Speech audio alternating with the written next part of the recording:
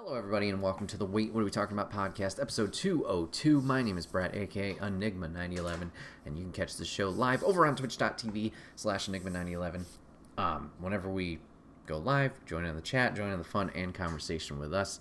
But if you can't catch us live, that's A-OK. Go over to YouTube and podcast services the very next week, where it's broken out topic by topic and put as one big video and MP3 for your amusement on the following Friday. Last but not least, wherever you're watching, listening, wherever you're partaking in the content, if you could drop a follow, sub, whatever it is, it may take just a second. It may seem small, but it does help the channel grow. So if you take the time to do that, we would love and appreciate you for it. Today, we're talking a whole bunch of wrestling. As of recording last night, the Royal Rumble just happened. So I want to talk about what happened at the Rumble, who showed up, who didn't show up, and then we're going to roll into some WrestleMania predictions. See if we can predict the whole card based on the Rumble stuff. So yeah, overall, how was the Rumble? So the Rumble this year, I think it was a fun time. I don't know if it's just I don't know if camaraderie is the right term, but just the enjoyment of watching it with others, the hype and the excitement of like who's the surprises are going to be, and the, silly raffles of like, oh, I got this number, I got that number. Just enjoying it with others always adds another extra layer to it. So I'm not sure if it's just that component or if this was just a really fun year in terms of the Rumble. Were the results overall predictable? Yeah, I'd say so. But I would say it was fun throughout. There was definitely, some things that stood out a little bit more in terms of like quality compared to others, or more excitement level than other stuff. So yeah, we'll jump on into it. So yeah, there were 4 matches. We had both the men's and women's Rumbles. We had the Fatal 4-Way for the Universal Galactic title. And then we had the U.S. Championship. I'm going to start with the U.S. title. So the order it did go: women's, Fatal 4-Way, U.S., and then men's.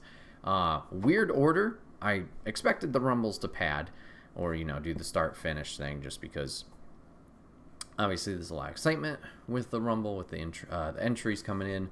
So that's a good way to start to get the energy up. And then just the drama of who's going to win it towards the end. So that made perfect sense. It was just weird to have the Fatal 4-Way prior to the U.S. title match. I guess the reason for that would pertain to the men's Rumble later, maybe so give Roman enough time to regather himself to sit in the skybox to watch the Rumble. I don't know. It just seemed odd to not have those at least flipped. You would think that would be the case just because it's the quote-unquote bigger title. So that's the order it actually went, but we'll talk about the matches, obviously, in a different order. So let's talk about the U.S.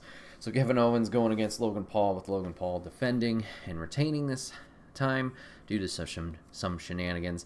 I thought the match was good. I thought the two did a very good job. It was way faster pace or more involved than the Fatal 4-Way that it followed.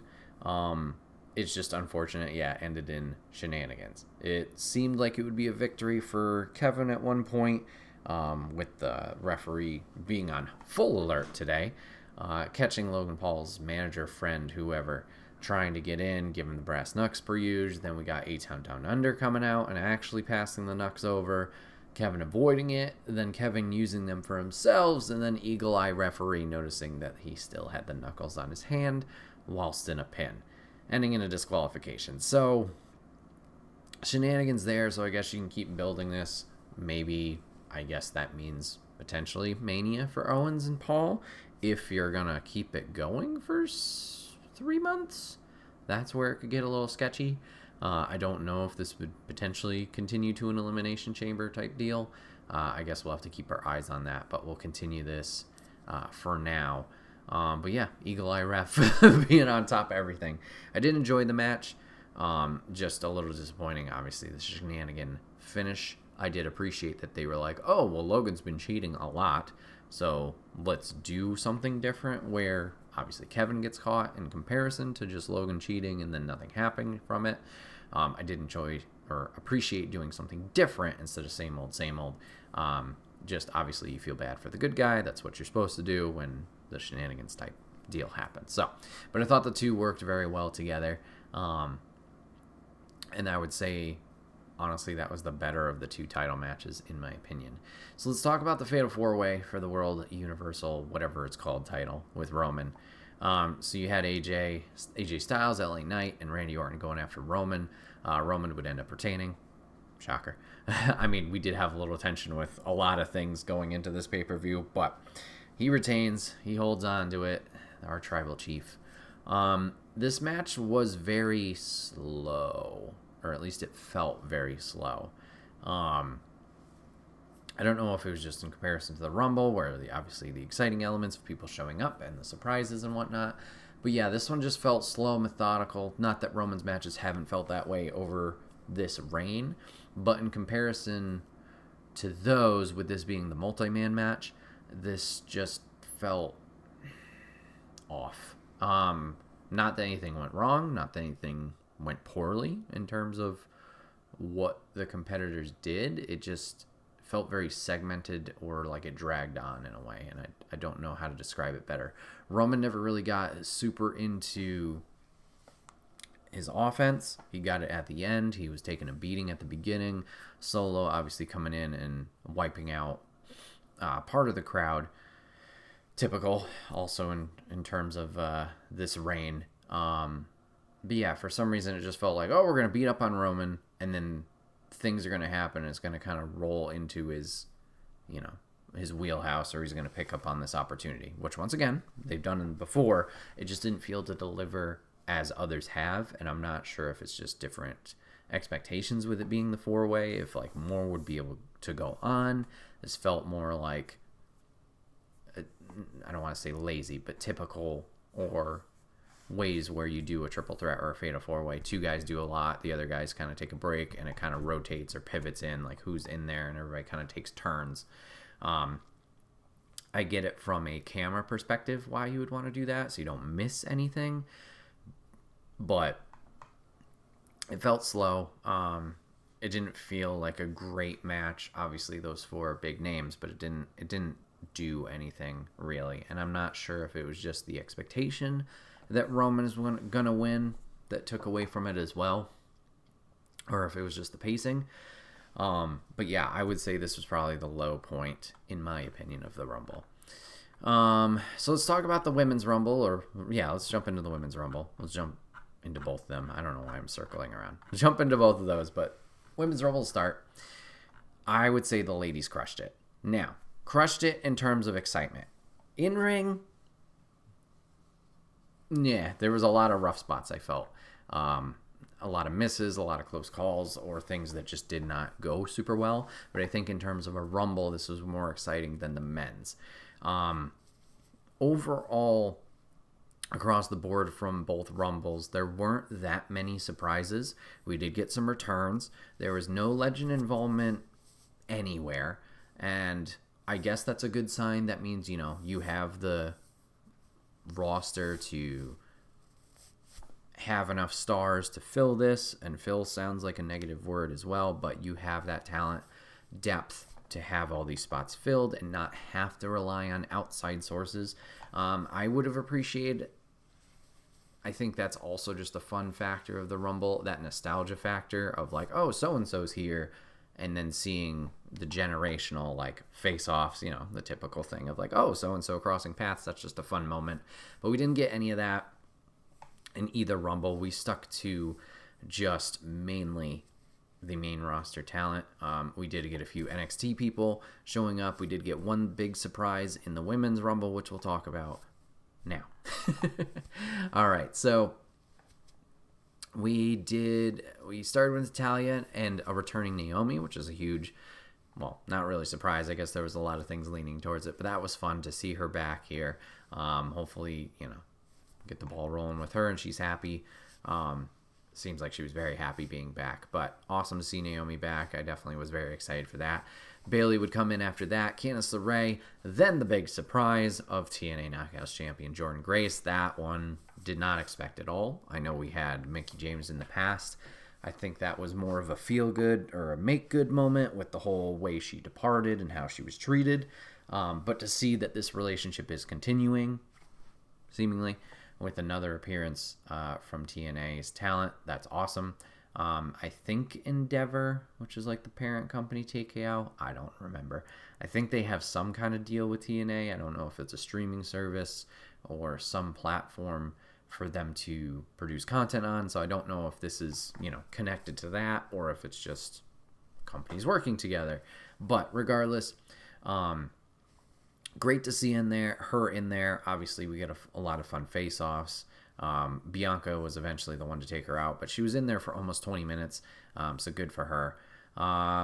After Jordan, we had Indy Hartwell, we had Asuka, Ivy Nile, Katana Chance, Bianca Belair, Kairi Sane, Tegan Nox, Kaden Carter, Chelsea Green, Piper Niven, Xia Li, Zelina Vega, Maxine Dupree, Nia Jax, Shotzi, Becky Lynch, Alba Fire, Shayna Baszler, Valhalla, Michin, Zoe Stark, Roxanne Perez making another appearance, Jade Cargill finally making her debut, which was exciting, Tiffany Stratton from NXT, and then Liv Morgan making a return from the elbow injury. So, some fun ones towards the end there.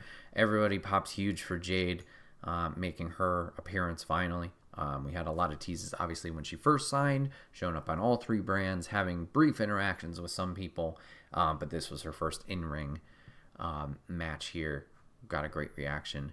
A little surprised Roxanne was in here. Not that she doesn't deserve it or isn't ready for the main roster, just she was involved last year, being her home state. Made sense. I don't know if this was...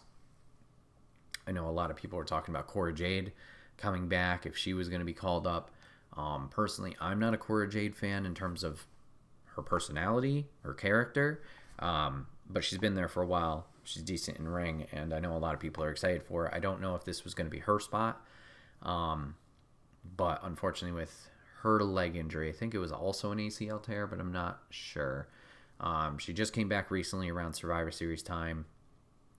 Deadline, that's what it was. NXT Deadline had this injury, so she had to drop out of the title match or plan they had with Lyra Valkyria for Vengeance Day. I don't know if this spot was also for her because Roxanne filled the title picture. We'll have to see. But she was back in there, and then Tiffany, I think a lot of people were expecting was higher up on like, oh, if NXT people are going to show up, who's going to be the ones to make it? And Tiffany having 29, she got a decent reaction. We had some fun moments of stare-offs and kind of continuation with Becky. So good to see her there as well. So, like I said, I felt this one was more fun, had some more fun surprises. This one felt also longer than the men's. The men's felt a little quick. I don't know why. Sometimes it just happens to go that way where it's like, wow, the action in between the entrance is kind of more filled, so it feels like that time is going faster than it actually is. I'm not sure if it was that for the men's, because like I said, there were some rough spots in this one with the women's where it wasn't for a lack of trying, it just was certain things, like I said, slips, mix-ups, whatever it was, for a couple talents. I don't know if that played a factor into it, and some of the in-betweens were a little bit slower. Not sure. Standouts for this one. Naomi lasted an hour in there, which is fantastic. So she was part of the final 4, I believe. Jordan Grace, like I said, did fantastic. We had a fun little spot with her and Ivy Nile showing off some strength, and then Bianca would eventually take her out. So that was a fun crossover as well. Poor Kairi Sane. I don't know if Kairi was supposed to fall out of the ring that quick. Certainly didn't look like it. So she kind of had to do, everybody's doing like the Spider-Man Tobey Maguire meme with the train, trying to stop that. She was holding on to that apron, but unfortunately couldn't keep up stay up there. That seemed to be the only big mistakes if she wasn't supposed to fall at that time. And her and Asuka were supposed to get knocked out together later. But that was just the biggest mishap. Chelsea Green being a little bit of an MVP in comparison to her last year's surprise entrance with the 5-second run. Here she kind of got to be the punching bag for a lot of people. She knows her role. She fills it very well. Just the entertaining time that definitely had a lot of laughs going on there. Maxine, hate to call it out, but you need some work. Just got to get in the ring and work some more. I don't know. Let's see. We had a fun spot with R-Truth doing this is the women's rumble. Whoops. I'll just say that. And yeah, Jade did great. Took out Nia Jax single-handedly. It's crazy. Good for her. And then had a nice little dueling spot with Bianca in terms of like a big press above her head. So that was good as well. Trying to think of anything else that was like big standout. No, so like I said, Naomi was Final Four. Bayley obviously winning the whole thing, setting a new record for the Women's Rumble of 1 hour, 3 minutes. Who else lasted in here a while? Bianca was there for 47 minutes. So there was the top 3 in terms of time. I think the Final Four, let's see if WWE put it in their wrap up here. I assume they would have.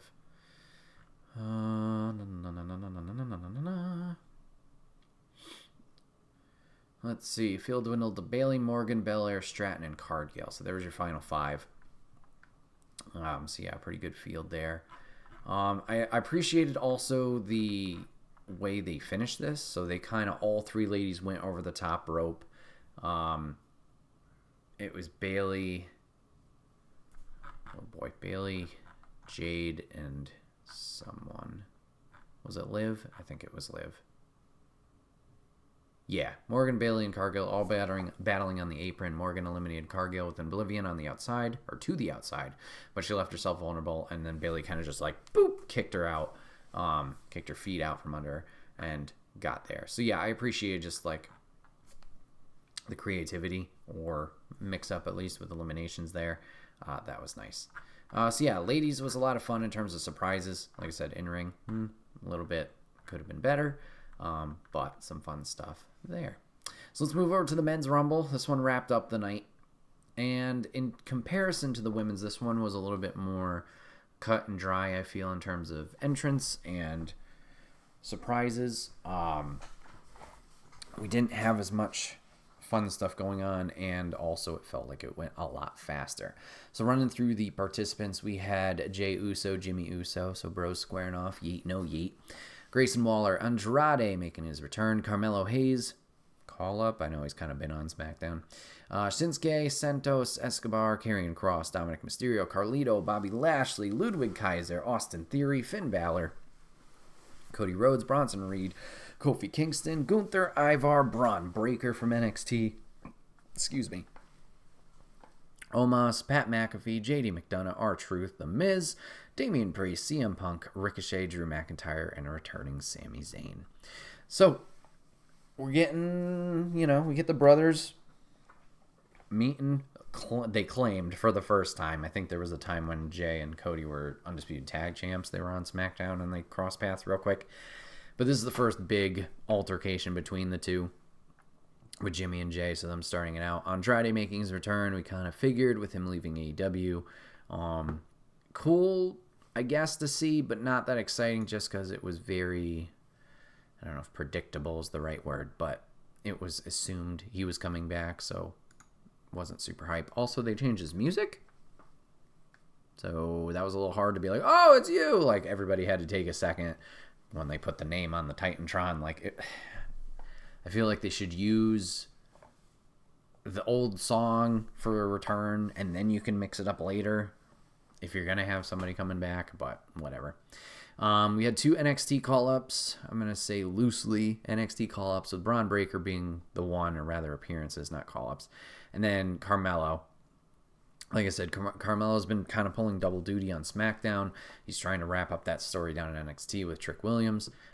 So I don't know if he's a full call-up yet to the main roster, or if he's just kind of dabbling in there with the U.S. tournament and then dealing with Austin Theory and Grayson Waller. We'll have to see how that plays out, if he continues to be on SmackDown and move up there. But we had the 2 NXT call-ups there. Sorry, appearances. But other than those 3, I guess Pat McAfee was a fun one. That, I will say, they had 2 comical moments that were great. We talked about R-Truth earlier. We'll get back to him in a moment. But Pat McAfee being in the Rumble, I personally enjoyed it. It was funny. Especially when he got in there all hyped. He's there against Omos and Braun Breaker.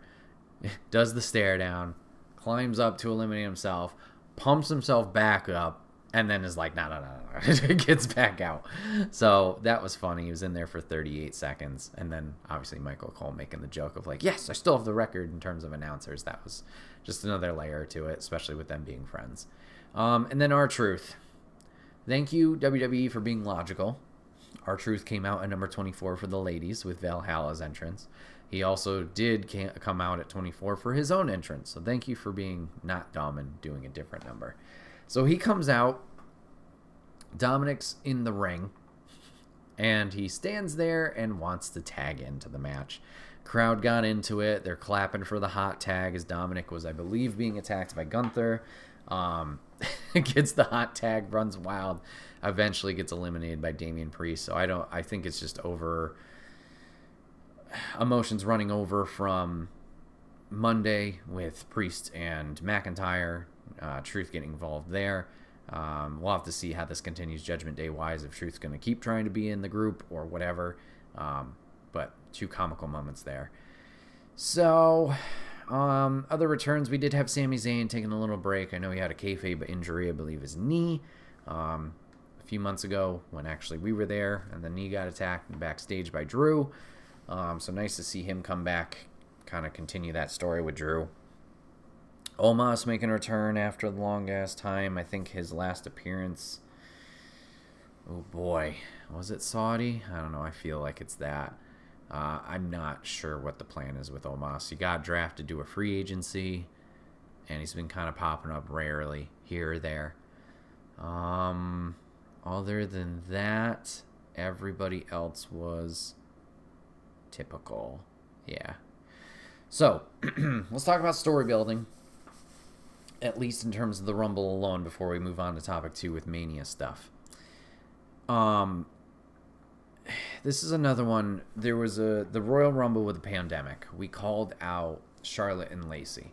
Lacey was with Ric Flair at the time, and Charlotte wasn't feeling great about it. Wasn't a great story, so let's pump the brakes there too, or add on to that. I don't know. But the two of them come out.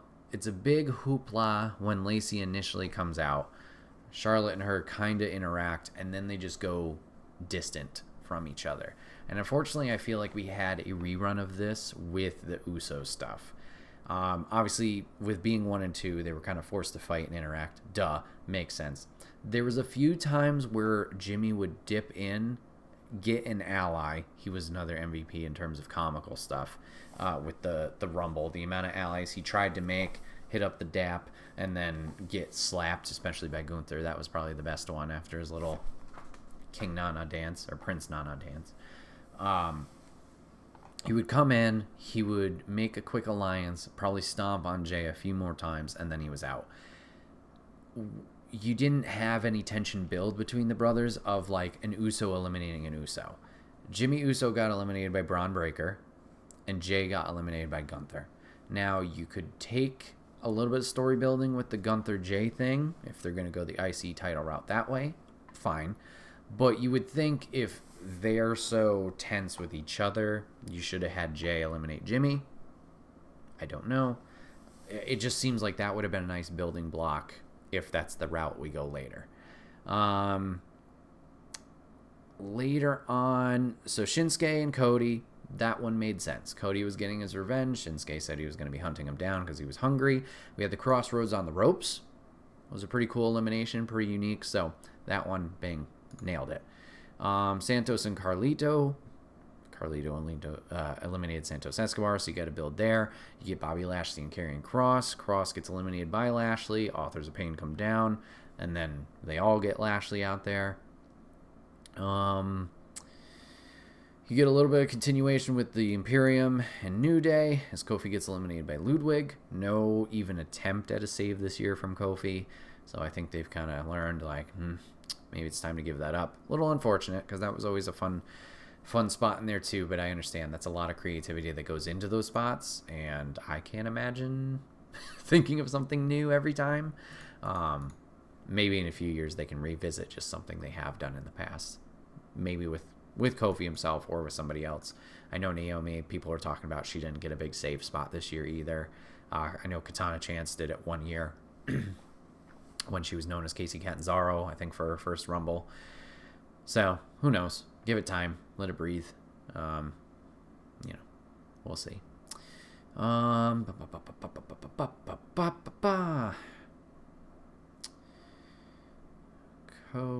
Sorry. So Kofi eliminated Ludwig. Gunther eliminated Kofi. Okay, so you get the continuation of the build there. Braun Breaker went on its hair. He eliminated Uso, Balor, Ivar, and Breaker. Wait, he eliminated himself? Someone mistyped. I don't know how he eliminated himself. Let's see, get that. Truth and Priest we talked about. Okay, Sammy and Drew, we continued. No, Sammy got eliminated by Zayn. I just said the same name. McIntyre eliminated Sami Zayn. That's what it is. So you do get a continuation there. CM Punk was the one to eventually throw out McIntyre. And then, yeah, you get a little bit more tension, obviously, with Cody and Punk at the end. Yeah, tension there the whole time. I know we got mixed feelings on Punk, so I'll just leave it there.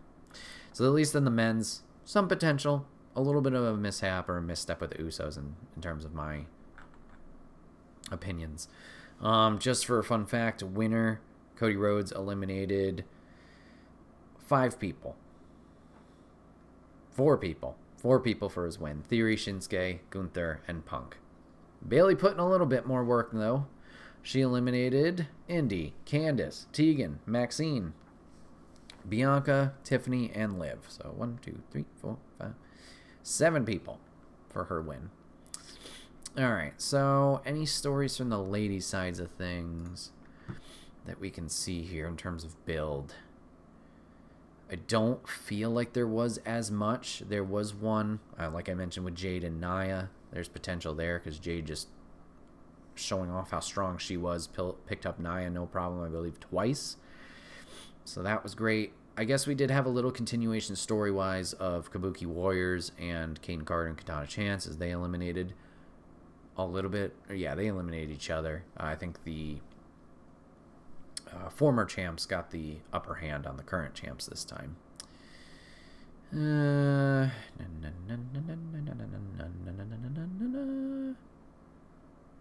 other than that, I'm not seeing any standouts in terms of like continuation of stories or missteps. And that could have been in general like a build for the women's rumble. The ladies didn't have as much build, I feel, in comparison to the men's rumble. We had a lot of, obviously the men, we had a lot more men declare for the rumble in comparison to the ladies. But we had a lot of tension, especially with the Raw roster, as we saw with the final 6 participants of the Rumble, all being Raw superstars. Granted, you had the big players of SmackDown being in the Fatal 4-Way with AJ, Randy, and LA Knight. I guess that kind of tells you how much more big players, quote unquote, they have on Raw in comparison to SmackDown. I'm going to maybe sneeze, so I apologize. Yeah. Excuse me. So, just an interesting thing I noticed towards the end of that Rumble of like, holy shit, there's a lot of Raw people in here. I guess SmackDown, obviously it's a shorter show, but maybe they need to build up some people. Lashley and Cross seem to be in this weird state of obviously fighting each other, but I feel like those would be the next 2 big names if they built them up. Lashley doesn't take too much, I feel. Not that I've ever been personally a big Lashley fan, but I feel like he could slot into that easier. Cross, I want to be in that picture, but it seems like he doesn't get the momentum going. Hopefully this Final Testament stuff can get the ball rolling for him, and he could be added into that bigger title picture group. So yeah, the men I felt had a lot of tension built in. Obviously, Drew's been making his case for a while. We had the Punk and Rhodes stuff. Sammy coming back and being part of that picture as well. Jay is a mix, just because he's claiming to be main event Jey Uso, but hasn't done too much in recent weeks. So we'll have to see how that continues out. Ladies, they didn't have much build. I think we had Rhea and Becky stare down this past Monday, maybe the Monday before. Bayley kept talking about how she was going to go after Rhea to build damage control, or at least, have them all have the gold. Nia and Becky and Rhea kind of have a thing going on. Yeah. So how about the people who didn't show up? Well, there was a few people who didn't show up. I think if we were going to compare to this to my predictions video from a month ago, I absolutely missed the ball. Like Julia, I know was a big one. I was like, oh yeah, she might show up. I don't think contractually, there you go. I think it lined up for her appearance here. I think she still has one or two more appearances, or she goes till March, February. Not her time yet to make an appearance. I said Mickie James was going to make an appearance after her kind of leaving Impact. I believe she's working OVW now as their head coach. Could be wrong there. Didn't have any of the moms returning. No Alexa Bliss, no Carmella. I think those are the only two there. Sonya Deville's not back from injury yet. No Raquel Rodriguez. I thought she would have been kind of a shoo-in. I'm not sure exactly what's going on with her, if she has an injury or just taking some time. I mean, obviously NXT-wise, there's not a lot of people that showed up, but that's different. No B-Fab. She made her appearance last year. Beth Phoenix not making an appearance at all. Well, granted, makes sense. No legends. Sorry, just scrolling through the roster page, see who stands out here in terms of names. Charlotte has the injury, so that makes sense. Cora Jade has the injury. Dakota Kai not back from her injury with her knee.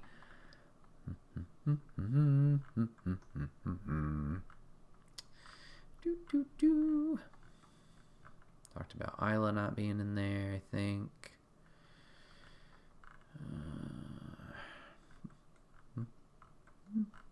I think that's everybody. Talked about Liv making a return at 30.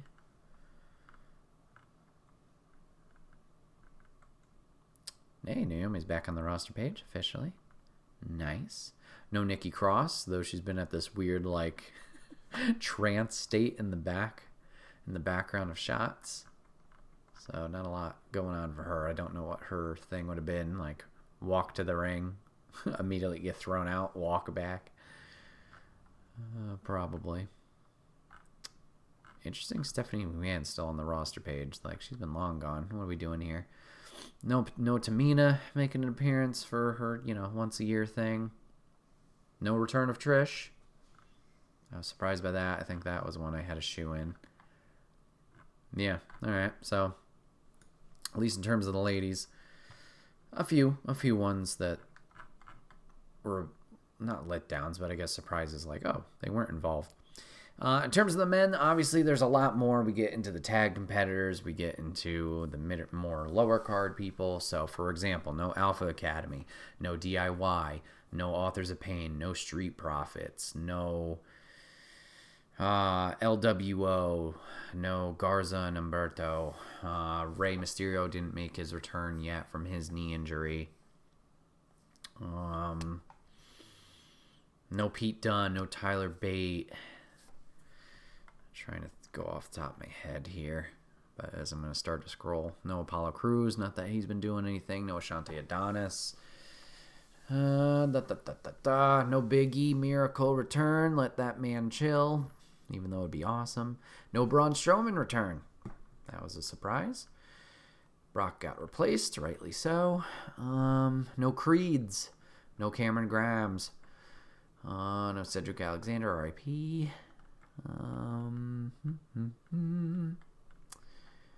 Let's say no, he's not main roster. No Dragon Lee. Eric's still hurt. No Giovanni Vinci. La la la. JD McDonough was in there for like a minute. No Jinder, he got hindered. No Veer and Sangha. No Cena showing up. No Cena making a return. No OC. Yeah, a lot of tag people not in this. No Pretty Deadly. Unfortunately.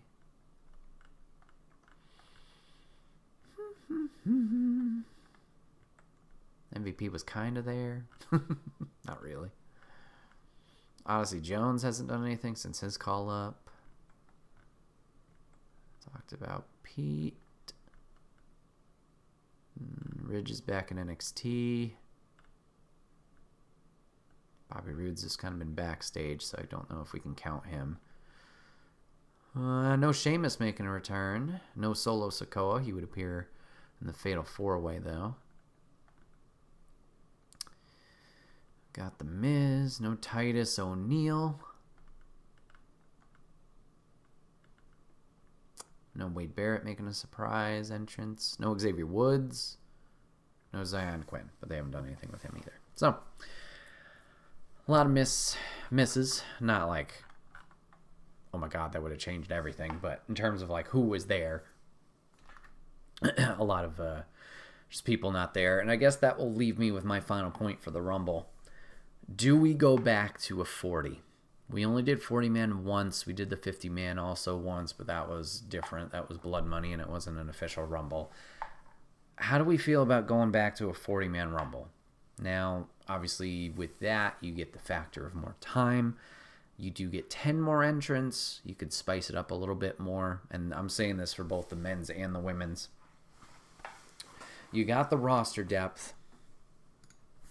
But does it become too much time and too long of one thing? I don't know. I think I'd like to see it, and I don't know if it's just that morbid curiosity of like, does it work? Does it not work?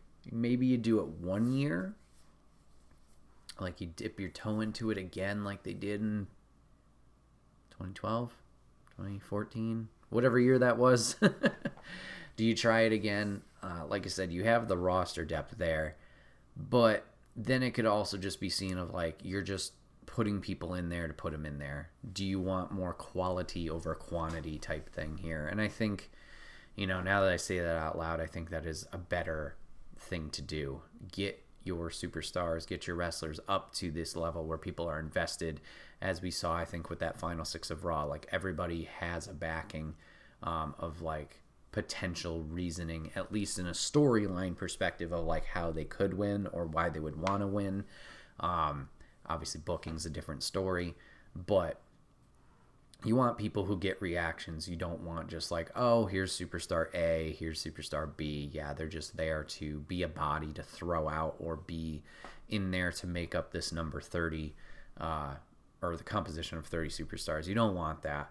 So maybe, yeah, stick with the 30, continue with the build. I don't know, obviously storytelling wise, that'll make a difference. I know a lot of people bitch about the music. That may also be a factor, but also I think that kind of goes hand in hand with how you're booked. If you're more prevalent and your music is out there, people will resonate. I know there were a few times where I was like, oh, wait a minute. Oh yeah, it's so-and-so. Okay, cool. Like, it just takes a couple seconds compared to a Rock and Austin where you kind of know instantaneously, oh, it's them. It's not like I have to ponder this, then I know who it is. Obviously, they put the names on the Trons as well for that exact reason. I don't know if it's just making better tunes there or if it's just booking them better. But yeah, I guess that makes more sense. Get a quality over quantity aspect here. And then maybe you can go to 40 down the road once everybody's kind of spiced up in terms of interest level. We'll see.